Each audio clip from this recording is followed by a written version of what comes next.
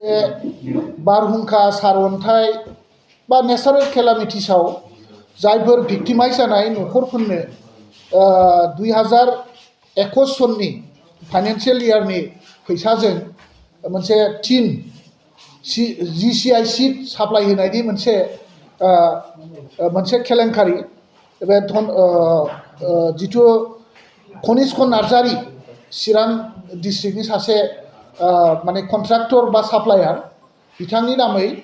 3,98,987 6 तारिख जुनाव BTC निफ्राय फान्ड रिलिज जादोंमोन। ओमफ्राय जोङो मोनथिनो मोननाय बादियै जे खुनु धरनर माने लेन्ड रेभिनिउ डिपार्टमेन्टआव खुनु धरनर बेबादि साप्लाय जायाखै आरो बेबादि नेचारेल केलामिटिस बा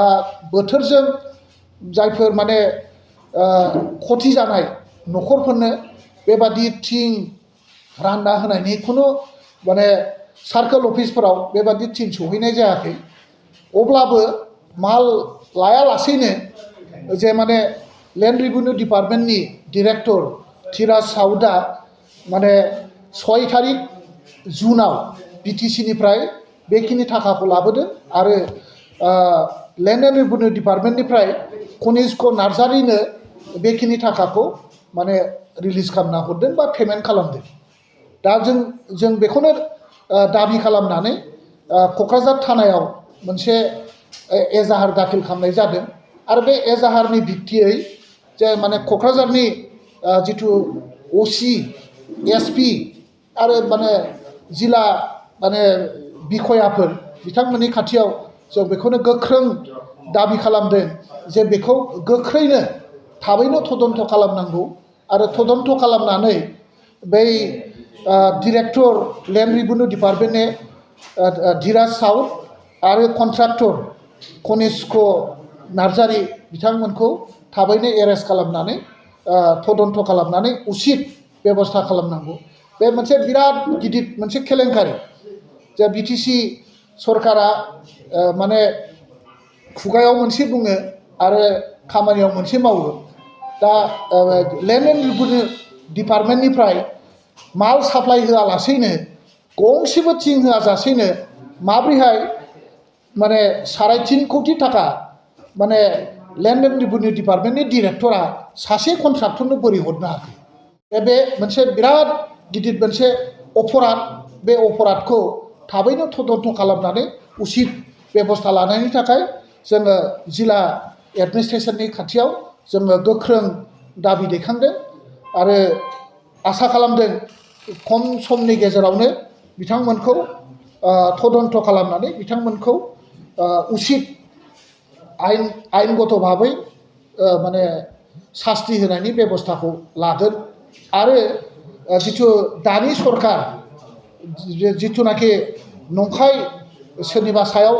दाय होयै गावसोरखौ माने एकदम मावजि साधु बादि गावसोरखौ देखायनायनि जि आखु बे माने प्रमान जादों। बे तदन्तनि उनावनो माने बे गासैबो माने फहराव फैगोन आरो बेखौ थाबैनो फहराव लाबोनानै जोंनि BTC ओनसोलनि रायजो राजानि मेगनखौ बेखेवनो थाखाय जोङो प्रसासननि खाथियाव दाबि खालामदों बा दाबि दैखांदों। बेथ' नै दा जुन मासनि 6 तारिख जुन मास माने BTC निफ्राय लेन्ड एन्ड रेभिनिउ डिपार्टमेन्टनिफ्राय रन्जित बसुमतारी बिथाङा फाइलाव एप्रुभ खालामनानै पेमेन्टखौ हरदों लेन्ड एन्ड रेभिनिउ डिपार्टमेन्टआव आरो लेन्ड एन्ड रेभिनिउ डिपार्टमेन्टआ इमिडियेटलि 7-8 तारिखनि गेजेरावनो बे कनिष्क नार्जारिनो पेमेन्ट होदों। खिन्थु जों गासिबो